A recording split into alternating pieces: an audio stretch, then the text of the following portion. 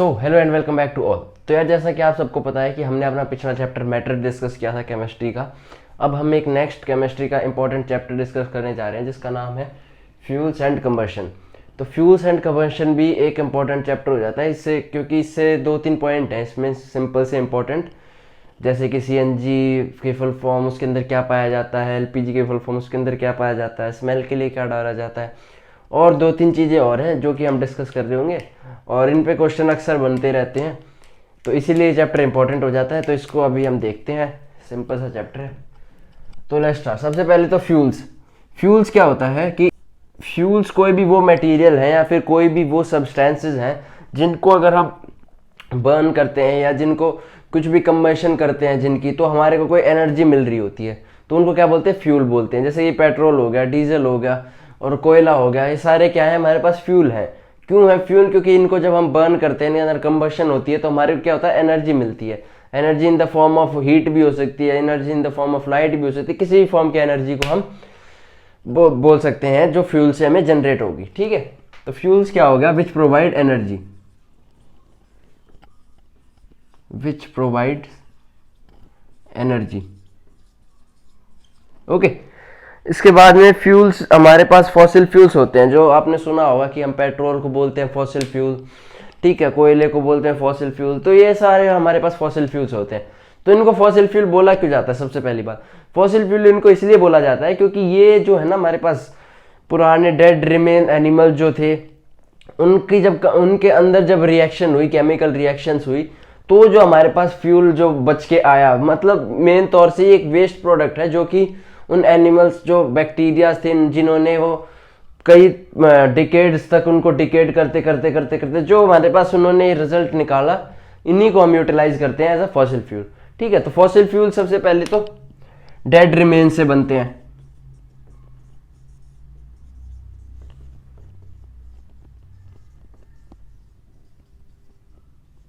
ठीक है, उसके बाद में फॉसिल फ्यूल के एग्जाम्पल आप सबको पता होंगे, जैसे कि पेट्रोल है, ठीक है, कोल है एंड एक्सेट्रा। तो ये सारे क्या है, फॉसिल फ्यूल के एग्जाम्पल है। क्यों? क्योंकि ये भी डेड रिमेन से जनरेट होते हैं। ये क्या है, एक नॉन रीन्यूएबल इनको बोला जाता है, नॉन रीन्यूएबल। इनको नॉन रीन्यूएबल क्यों बोला जाता है? क्योंकि ये रीन्यूएबल तो होते हैं पर इनको रिन्यू होने में बहुत काफी टाइम लग जाता है, मतलब कई हजार साल इनको लग जाते हैं इनको रिन्यू होने में, इसलिए इनको नॉन रीन्यूएबल बोलते हैं। जैसे कि अब जो है हमारा वर्ल्ड स्विच ओवर कर रहा है हाइड्रो एनर्जी पे या फिर इलेक्ट्रिकल एनर्जी पे, सोलर एनर्जी पे, इन पे क्यों स्विच ओवर कर रहा है? क्योंकि ये जो फॉसिल फ्यूल है इनके डिपेंडेंसी हम कम करना चाह रहे हैं। तभी इंडिया ने भी अभी रिसेंटली हमारे प्राइम मिनिस्टर सर ने बोला है कि इंडिया भी 2030 तक पेट्रोलियम पे अपनी डिपेंडेंसी बहुत कम कर देगी। बहुत एक्सटिंक्ट तो नहीं हो सकता क्योंकि इस एक लंबा प्रोसेस, इसको टाइम लगता है, लेकिन धीरे धीरे क्या है कि हम इसको कम कर देंगे। ठीक है, तो ये हो गया आपका। ठीक है, फ्यूल्स को डिस्कस कर रहे होंगे, ये चीज इंपॉर्टेंट हो जाती है। अभी तक जो हमने पढ़ा वो सिर्फ बेसिक्स था, वो ज्यादा इंपॉर्टेंट नहीं, वो सिर्फ नॉलेज के लिए। अब जो आता है वो इंपॉर्टेंट हो जाता है। सबसे पहला फ्यूल हम पढ़ेंगे कोल। तो कोल आप सबको पता होगा, कोयले को हम कोल बोलते हैं। ठीक है, तो कोयला बनता कैसे है? तो जो हमारे पास वेजिटेशंस होती है, मतलब कि vegetation as a type of plants ले सकते हो आप, डिकेड एनिमल ले सकते हो, कुछ भी ले सकते हो, उसके अंदर जब उसके हाई टेम्परेचर मिलता है और एब्सेंस ऑफ एयर में, एब्सेंस ऑफ एयर से आप ऐसे याद रखना, जो भी चीज काली बनती है ना, तो उसमें 90% चांस है कि एब्सेंस ऑफ एयर होगी, मतलब एयर की कमी होगी वहां पे। ठीक है, तो इससे जो रेसिड्यू में हमारे को मिलता है उसको हम कोल बोलते हैं। ठीक है, तो वेजिटेशन को जब भी हम हाई टेम्परेचर पे हीटअप करते हैं और एब्सेंस ऑफ एयर में हीटअप करते हैं, तो क्या है, हमारे को कोयला मिलता है एज अ रिजल्टेंट। ठीक है, तो कोयले के हमारे पास 4 टाइप हैं, मतलब कोयला इंडिया में 4 टाइप का बनता है। ठीक है, पहला हो गया एंथ्रासाइट, दूसरा होगा बिटुमिनस, तीसरा होगा लिग्नाइट, चौथा होगा पीट। ठीक है, तो पहला हो गया एंथ्रासाइट। तो एंथ्रासाइट क्या है, जैसे ए से है, ए से जैसे अल्फा सबसे अच्छा, तो सबसे अच्छा कोयला कौन सा होता है, वो एंथ्रासाइट होता है। इसमें 90 to 95% जो है हमारे को कार्बन मिलता है। ठीक है, आपको पता ही होगा कोयला जो है वो कार्बन का एलोट्रोप है। ठीक है, तो एंथ्रासाइट क्या होगा, सबसे पहला कोयला है जिसमें 90 to 95% कोयला हमारे को मिलता है। ये बेस्ट क्वालिटी ऑफ कोल है। इस पे क्वेश्चन आते हैं ना, इन पे जो इसके टाइप हैं। इसके बाद एंथ्रासाइट हो गया, इसके बाद आता है बिटुमिनस। ठीक है, बिटुमिनस में वही 80 से 85% होता है। ठीक है, ये मॉडरेट है, ये सबसे कॉमन है, मतलब जो हम इंडिया में यूज कर रहे होते हैं कोयला, वो हम बिटुमिनस यूज करते हैं। ठीक है, इसके बाद में तीसरा आता है लिग्नाइट। लिग्नाइट में होता है 70 to 75%। ठीक है, लिग्नाइट जो होता है वो थर्ड प्रोसेसिंग के बाद मिलता है हमारे को।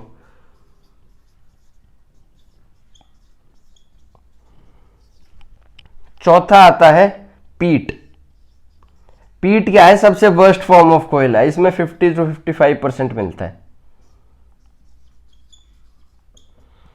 और जो सबसे पहले हम, जैसे कोयले की जब रिफाइनिंग होती है, वेजिटेशन से जब कोयला हमारे पास आता है, तो उसकी जैसे जैसे रिफाइन होकर कोयला बनता है, तो जो फर्स्ट फॉर्म हमें हमारे कोयले की मिलती है वो हमारे को पीट मिलती है, उसके बाद लिग्नाइट मिलती है, उसके बाद बिटुमिनस, उसके बाद एंथ्रासाइट। एंथ्रासाइट सबसे अच्छा होता है, पीट सबसे खराब होता है। ठीक है, तो ये हो गया। इसके बाद में हम कोल हमने डिस्कस कर लिया। इसके बाद हम डिस्कस करते हैं कोल तार। तो कोल तार आप सबने देखा होगा कि जैसे रोड वगैरह बनती है, उसमें वो तार एक बिछाया जाता है। ठीक है, उसकी स्मेल आती है अजीब सी, है ना, तो उसको बोलते हैं कोल तार। तार कोल उसको वैसे बोलते हैं, तो उसका पूरा नाम है कोल तार। तो ये क्या है? ब्लैक लिक्विड है, ये किसी से जनरेट होता है, ये भी कोल से ही जनरेट होता है, ये एक एक्सट्रीम हीट के बाद जनरेट होता है। ठीक है, तो इसके कुछ पॉइंट हैं। लिक्विड फॉर्म में रहता है ये, हाई टेम्परेचर,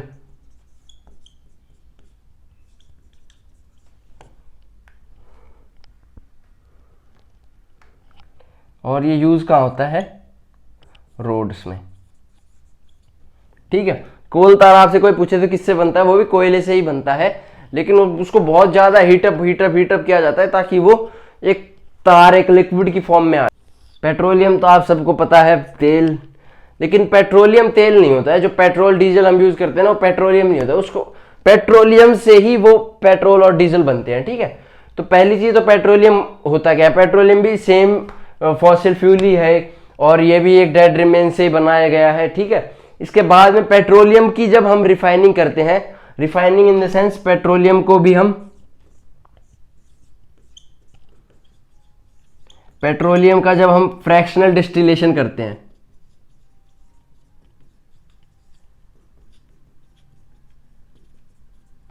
डिस्टिलेशन एक प्रोसेस है, मैं बता देता हूं। डिस्टिलेशन क्या होता है? जैसे एक पाइप होता है ऐसे ना, उसके अंदर हम लिक्विड को डालते हैं, उसके अंदर 2 लिक्विड डाले जाते हैं। ऐसे लिक्विड होते हैं वो कि जब उनको हीटअप करेंगे ना, तो जो जिसका टेम्परेचर कम होगा वो क्या है, जल्दी इवेपोरेट हो जाएगा वो। ठीक है, जैसे वो इवेपोरेट हुआ, उसको साइड में एक और पाइप लगी रहती है, जैसे ऐसे साइड में एक और पाइप लगी रहती है, उस पाइप से उसकी भाप को निकाल लेते हैं।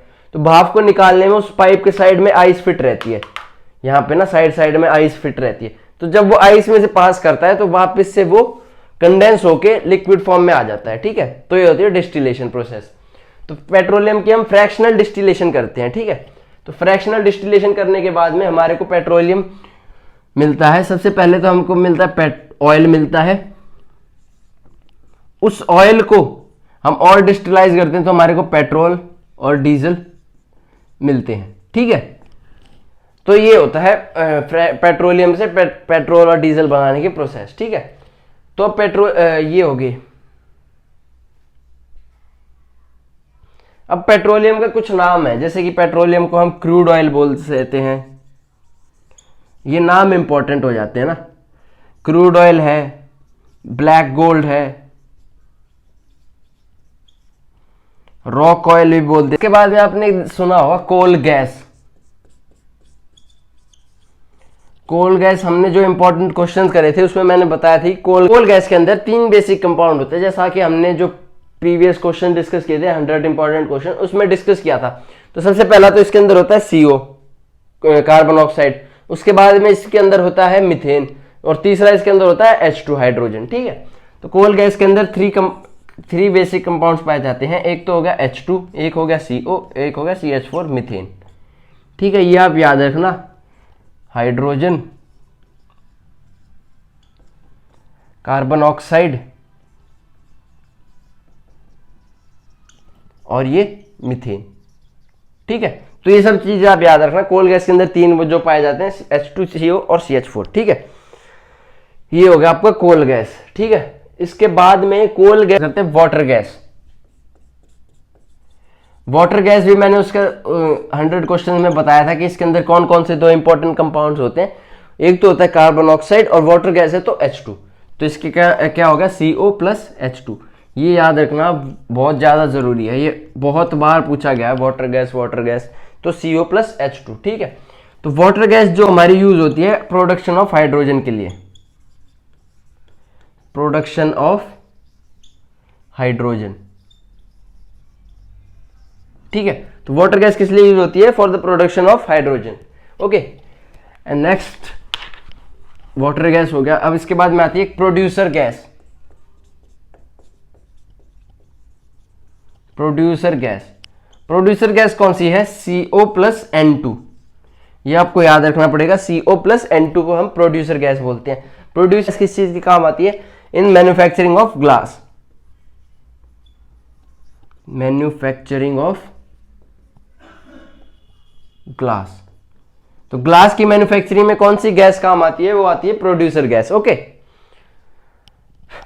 अब हम देखते हैं कुछ हमारी गैसेस जो हम यूज करते हैं अपने डेली लाइफ में। सबसे पहले तो होगी नेचुरल गैस। तो नेचुरल गैस किस किस से मिलकर बनती है, नेचुरल गैस आपकी बेसिकली बनके बनती है मीथेन और इथेन से। ठीक है, मीथेन आपको पता होगा CH4 इसका फॉर्मूला है, इथेन का भी पता होगा C2H5।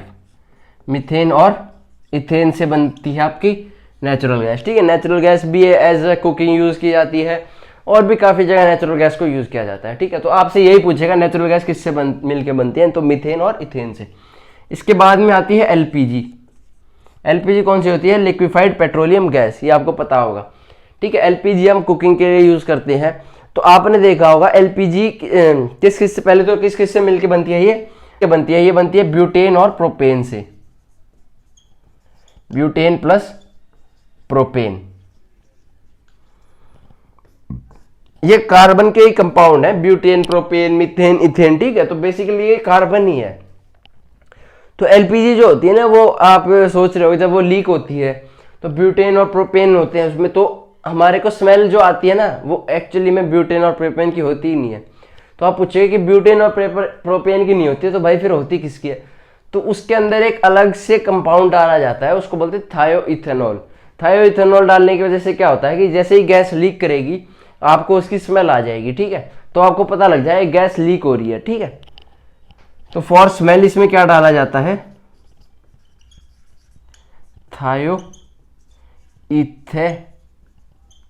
ओके, तो थायोइथेनॉल किस लिए डाला जाता है, for smell. Okay, butane propane. Okay, LPG हो गया। इसके बाद में हम देखते हैं CNG,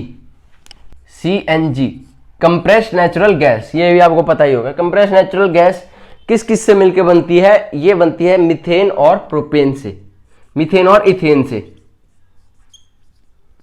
मीथेन प्लस इथेन। तो आपकी CNG, आपका नेचुरल गैस, दोनों किससे मिलके बनती है, मीथेन और इथेन से। आपकी LPG किसके मिलके बनती है, प्रोपेन और ब्यूटेन से। ठीक है, और स्मेल के लिए कौन सा डाला जाता है उसमें, थायोइथेनॉल। ठीक है, CNG होगा आपका। इसके बाद में आपका होता है बायोगैस। तो बायोगैस का मेन कंपाउंड कौन सा है, आपको पता होगा, मीथेन है, is the main component of biogas. तो आपको बता देना है methane is the main component of biogas. Okay, तो हमने सारी चीजें डिस्कस कर लिया। फ्यूल कंबशन इतना ही चैप्टर था आपका, मैंने बताया था 10-15 मिनट का चैप्टर होगा ये, और सिंपल चैप्टर है। बस आपको याद रखना है किसमें क्या पाया जाता है और कौन सी चीज किससे मिलके बनती है, किसकी क्या फुल फॉर्म है, CNG, LPG, ये चीजें ही पूछ लेता है। ठीक है, तो ये आपको देखने हैं, बस एक बार आप इसको रिवाइज कर लेना। और इसमें से क्वेश्चन आता है, श्योर आता है, जैसे कभी पूछ लेगा स्मेल के लिए क्या डाला जाता है LPG में, LPG के अंदर क्या पाया जाता है, CNG के अंदर क्या पाया जाता है। ठीक है, ये सारी चीजें आती हैं। ये बहुत ज्यादा जरूरी चैप्टर है, छोटा है और वेटेज भी रखता है, तो बेटर रहेगा कि आप इसको कवर करो। ठीक है, thank you, best of luck for exam.